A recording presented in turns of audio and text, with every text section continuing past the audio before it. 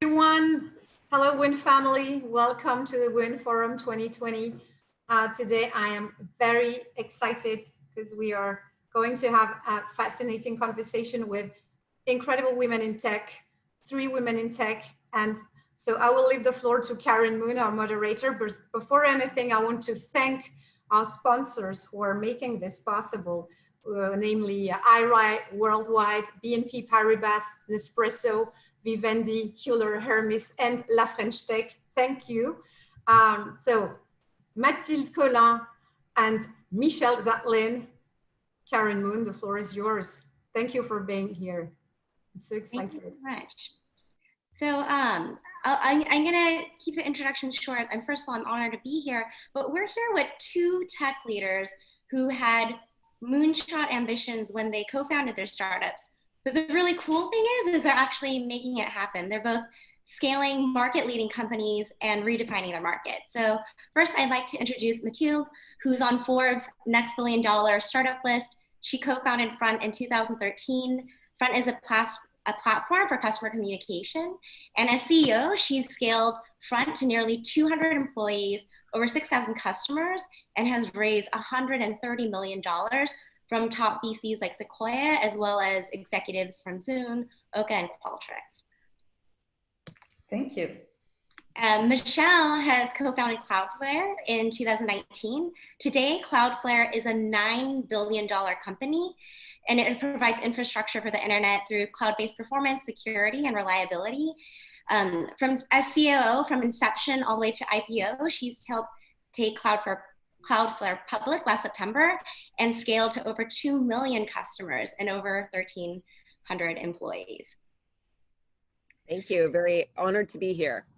So, I think this is a question for both of you. There's an adage in startups that you have to rehire yourself at every stage of the business. Was there a pivotal point where you had to transition your leadership style and focus? And, what are the leadership traits that you think made you successful through these transitions? Well, I can start if you want.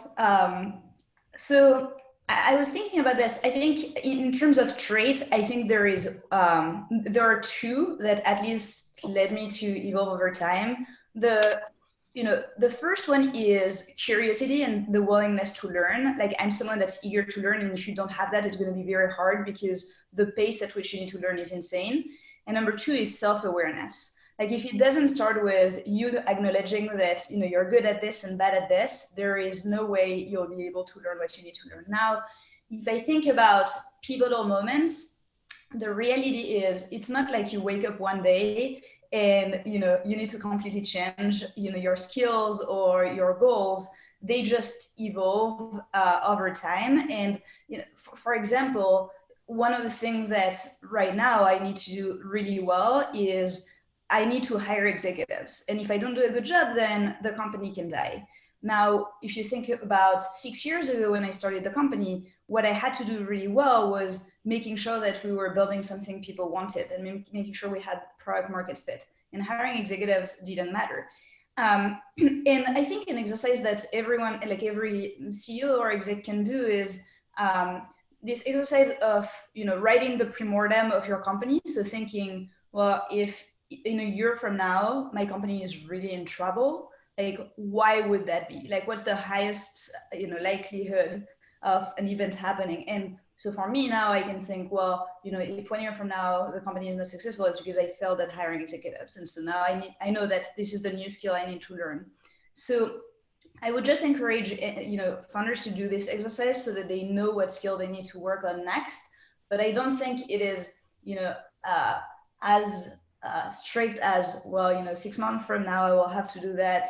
And, there is this moment where I had to reinvent myself. Yeah, you're right. It's much more gradual. Sometimes it comes and hits you in the face, though, pretty quickly. I couldn't agree more about curiosity. I often tell our team, or I even think about myself as, like, if you can be a sponge, that is just like one of your greatest assets as a founder, the rate at which you learn. And the faster you can learn, the more you can get up to speed. And this is not my quote, it's actually Evan Williams' quote that I have heard through other founders. And it goes along something like, we're all just making it up as we go along.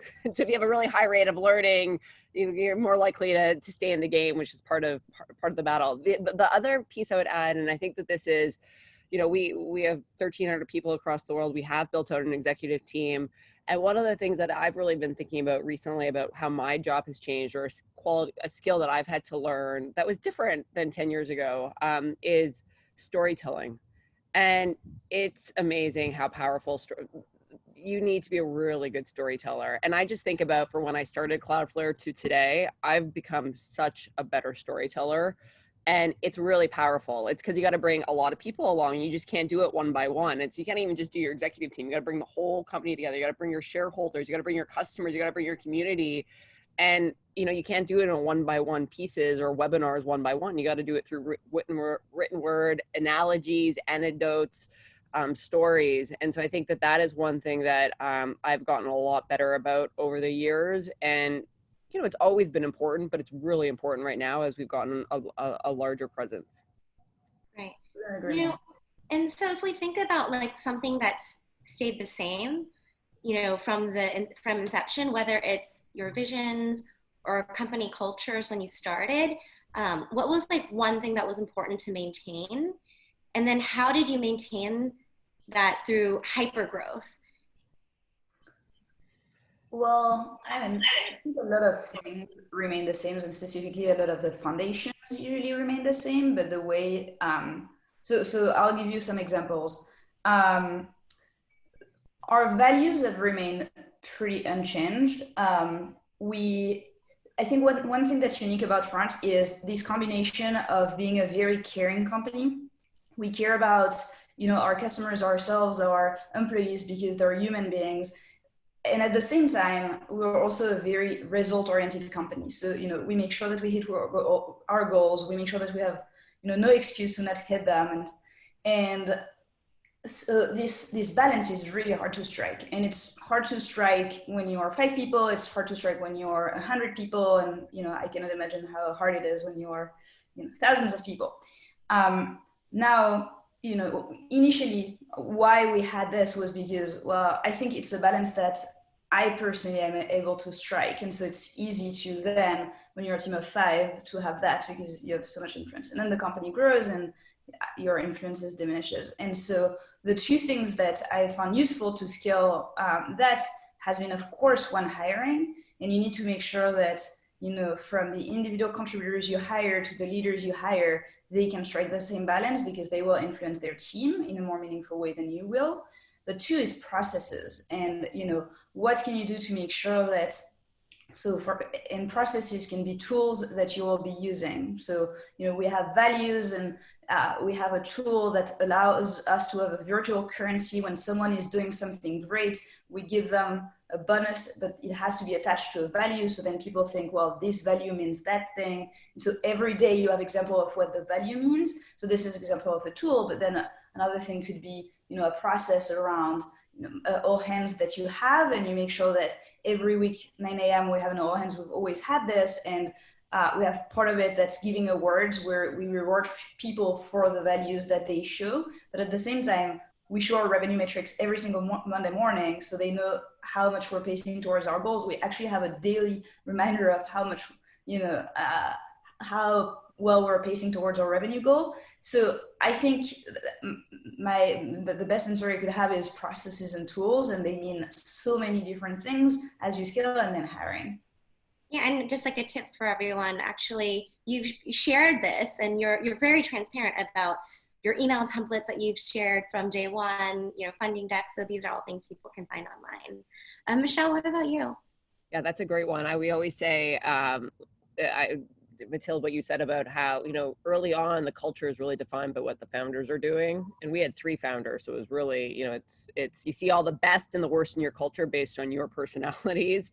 But when you're 500 people, 1,000 people, it really actually does not, it matters a little bit about the founders, but it's much more a democracy. It's probably the only thing in a company that's a truly democracy is the culture. And so I agree that you have to have these processes and tools to reinforce the behaviors you want so that you see that on a daily basis. One thing that's been the one thing that I thought I would share with the audience in case it was helpful is, Cloudflare's mission is to help build a better internet, but we never started with that. I mean, we used lots of different words, but we didn't know what our mission was. And it was something that emerged after a couple of years. And we actually tried a lot of iterations before. And a lot of them, it was like democratizing tools previously reserved for the internet giants. We had lots of other fighting for the free and open web. We had a lot of other iterations that we had used before. But I remember the moment where, hey, how about helping to build a better internet? And actually the first version of that of that mission statement was Cloudflare is building a better internet. And I remember we went and showed some of our investors, and this was a few years in, 3 years in, and one of those investors was Union Square Ventures. And I remember Brad Burnham, who's a partner there, he invested in Cloudflare, had said, I don't like it. And we were surprised. We were so proud of it. We were like, this is it. And he's like, I don't like it. And we're like, why don't you like it? He's like, because the internet's is much bigger than one company. It's a collective. And he was exactly right. As soon as he pointed it out, we were like, oh, wow, this is totally tone deaf. And so it very quickly switched to help build a better internet. And that was like, as soon as we heard that, it really clicked. And we've since adopted it, and we adopted it quite strongly. But that was 3-4 years into the company's history. And so a lot of what Cloudflare stood for was the same, but crystallizing it into the right word, we were patient about finding them. And because of that, it felt very authentic when we found it, and it just felt right. We'd already been kind of doing the actions to reinforce it versus picking something and then having to prove that we had earned it. And so that was something that I remember very distinctly back in 2013 that might resonate with some of the founders on this call. So, I mean, if we stay on that for a second, Cloudflare is in a really unique position to kind of set industry standard, and you guys have demonstrated this outside the company. Like, tell me more about what you feel, the social responsibility is and the challenges, related to that, especially in this like super hypersensitive time. Yeah, this has been this is interesting. This is something that I've personally struggled with because, I'm a founder. I'm now an operator of a publicly traded company that's growing really quickly. And I'm a director on that board. I have 2 young kids. I'm married. I'm a sister, a friend, like I'm all these other things. And so then to add in, hey, how can I be doing more with my platform to push things that I care about forward? It's a hard balance where I'm like, I want to do more, but like it's hard to find the second in the day to put that in, because it's really important, but I don't know, is it more important than my kids or our company? Like it's hard. And so I've this is something that I've continually thought about and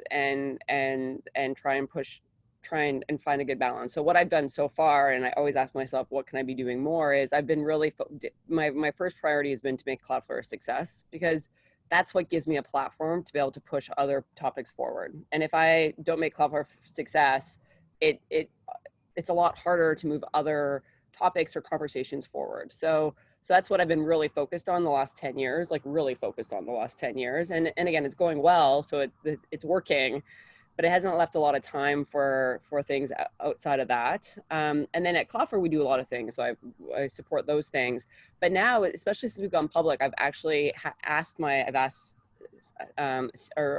head of communications, kind of say, hey, I really want to start to think about how I can use what I would call as a larger platform to move other conversations forward. And I'm having those conversations right now.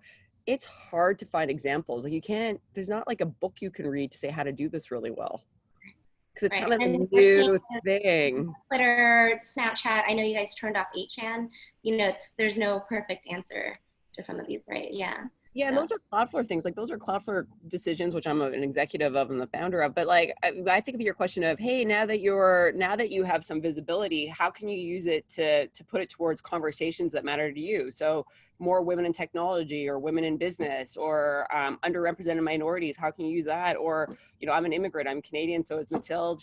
And it's like, hey, how can we help? How can I help there? Like, there's lots of things I could get involved with. And it's, hey, how do you pick and how do you move it forward? And I'm constantly looking for advisors or resources to try and help me frame that and pick that. And it's hard to find those people. So if there's anyone listening today, please email me and let me know, because this is something that's been top of mind. And it's different than 2 years ago. 2 years ago, I just did not, it was very focused on building my company, and I had really young kids. But now I'm like, I feel like, okay, I should be doing more. I want to be doing more, but where do you even start? Like as a person, like where do you even start? That where really that's smart and strategic, and you can amplify things. So it's a good question, and I'm looking for, I guess, help from the right people to help me figure out a better answer to that, because it's top of mind. There is a book I would encourage you to read, and I would encourage everyone who's listening to read, that has helped me a lot on this. It's called Doing Good Better. I'm happy to send it to you afterwards. And the idea is, a lot of people think about what's the most good. There is another book called The Most Good You Can Do, and they're very similar. And the idea is, what's the most good you can do? Because most human beings really care about doing that. And the TLDR, and it's not spoiler, you should still read the book, is you should do something you're uniquely good at, and that will create wealth, and then you can redistribute the wealth to the missions you care about.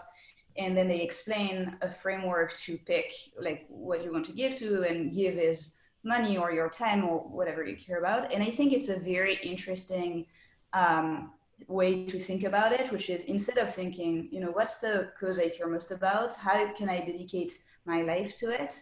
Well, first start thinking, what am I uniquely good at? And obviously, to be where you are today, you're an amazing executive, and like you're an amazing founder, operational leader. And the fact that you've been able to create so much wealth through Cloudflare, and that's true for the company, for you, but that's true for a lot of your employees as well. And then hopefully customers also got better through the product that you used, then allows you to think, well, now that I've created this wealth that would have not created without me, then how can I give back, and what framework can I use? So this book is amazing. I'm going to my bookstore to buy it, my local bookstore. Doing good better. Thank you, Mathilde. Yeah, see, that's why you got to throw things out there sometimes. Actually, as a founder, there's a lot of times you just don't know. And I found if you throw things out into the universe, often the amazing thing about technology is people say, hey, what about this? Or introduce you to somebody, and all of a sudden you're like, wow, I solved that thing I didn't know even how to approach. So thank you. So, one thing everyone wants to know about, especially in this environment with, the funding gap and underrepresented founders, we'd love to hear both from your experience, and maybe starting with Mathilde. You raised a $59 Series C this Jan. I think it was probably pretty competitive. A lot of people wanted in, but you also did something different. You opened it up to other executives. Can you tell us a little bit more about that? And then afterwards, obviously, we want to hear about your IPO experience and what made that successful. Well, at the end of the day, I think that, the number one skill that I used for ever fundraising was storytelling. So, I really echo what Michelle said about storytelling being so incredibly powerful. But, putting that aside, I think one thing that I've always felt when raising money is sometimes founders, think that they need to work for their investors, which is partly true. You also need to work for your employees, for your customers, etc. But the way I've always thought about it is, I've always thought that investors in our journey had the easy job, in a sense that they put money, and then you're working so hard, and everyone in your company is working so hard every single day, and like you hope that they'll make money out of the investment they made. And because of that, like the way I've thought about our investors is like, I truly want them to be helpful, because, like we will work insanely hard, and we want them to also help us. And so along the way, I've been thinking, well, what are the things that I need the most right now at a company level to bring us to the next level? And in our, I don't know, 2.5 years ago, maybe, we raised our Series B with Sequoia, who's been tremendously helpful, and that was great. And they joined our board. And then I was like, okay, well, now that we have a firm that's very powerful and that's helping me through their partners and their resources, like, what do I need? Do I need another firm? And I was like, well, I don't think that's what I need right now. There are so many operational questions I have all the time that I wish I had a group of leaders that could, that could help me and would be invested in front enough that they would be incentivized to help me. And so we decided to do this because the founders and CEOs and executives that we chose from, Atlassian and Zoom and other Qualtrics, there are companies that have faced the same challenges as we've faced, and we're facing, and we will face. in thinking about, you know, who can be most helpful, I just felt like this group of people were the ones that would be most helpful. So that's how we made that decision. Amazing. And Michelle, like, tell us about, you know, first of all, congrats on the IPO last year. What were the key learnings, and what do you advise is critical for success for growth stage founders, or everyone who just like eventually wants to get there? And Well, also, I remember from our call, you were saying, you know, it's not about just being a unicorn. You have like much bigger ambitions, right? How are you going to take it to $100 billion? yeah, I mean, I will say, from starting a company to taking it public, taking a company public on the New York Stock Exchange was very fun, and it was a very joyous experience, and I would say that one that I was personally proud of. But not just me. We had 1,200 people at the time at Cloudflare, and I think almost every single person at Cloudflare was really proud to do that, because it was one of those moments where you realized all of the blood, sweat, and tears that every single person, like every single person who shows up every day that puts their heart into, like it kind of like was like a crystallizing moment of like, wow, we did this together. Like everybody, it wasn't one person doing a good job. It was a collective group of amazing people who come to work aligned with this mission to do great work for your customers and the internet. And so that was really special, and something I did not realize. I feel like going public has such a bad rap, but it was a positive, amazing experience. So I hope other founders, including Mathilde, follow and build amazing companies. It was just incredible. Yeah, I mean, I think that if you want to build a company that wants to do that, like that's amazing. Go for it. You can, and there's so many other SaaS companies or B2B companies or consumer companies ahead of you that you can learn from. And I really encourage people to do that, because it's, you know, there's some things in companies are very unique, but there's a lot that you can just learn from others. As you just heard from Mathilde, like, hey, people have done this before, so reach out and ask. So that's great. But then I'm always careful to balance this with a huge asterisk of, there's a lot of entrepreneurs out there where they just don't want to take a company public, and that's totally okay too. Like it's not the only outcome. I think it's a great, like, again, that was Cloudflare. We've always been building to build a large independent company, and everything we've done has been on that path. But I know so many entrepreneurs have great businesses. Some have ventured, some have taken no ventures, and then built very profitable, great businesses. And that's really cool too. I think what's really important as a founder is deciding which one you are, like which type of company you're building right now. Because if you stay true to that, then lots of great things will happen. I think that I've heard a lot of heartbreaking stories when founders think they're one thing but try to do it the other way, and they get themselves into trouble. And you know, maybe there should have been a company that shouldn't have taken venture or shouldn't have shot for the moon, but they did that because they felt like it was a cool thing to do. And then they're like, you know, I just don't know, our market's not big enough, I'm running at a growth rate, and you kind of get stuck. Or some people who don't want to take venture, they're like, we're going to do it my own way, which is, again, totally viable, but then somebody else does it and out competes them. And so you got to kind of decide what the opportunity is and align it. And I think that's really important. If you do that, there'll be lots of success, and I wish everyone on this call a ton of success. But if it's when you get that wrong, that it's really painful to undo. And you know, I know a lot of founders who've gotten stuck in their businesses. I mean, I've been doing Cloudflare for 10 years where they got a mismatch and they couldn't find anyone to take them out like they couldn't find anyone to replace them as CEO. And it's really hard to, and it wasn't the company was failing, it just was kind of like doing okay. And they became like a zombie company. We don't talk enough about the zombie companies. I wish someone would talk more about the zombie companies and the lessons learned so that others could learn from that. So that's the next panel. Yeah. It's hard to find people who are willing to say that. It's true. It's true. I don't want to say it quietly. Yeah. I feel like like the masked singer. It can be like an anonymous, I don't know. There needs to be something. You know, a lot of people say you can't have it all, but I found that both of you have really figured out how to achieve work-life balance. Like, can you tell me a little bit more about that? Just to show an example of how you did it for yourselves, or how you're doing it now.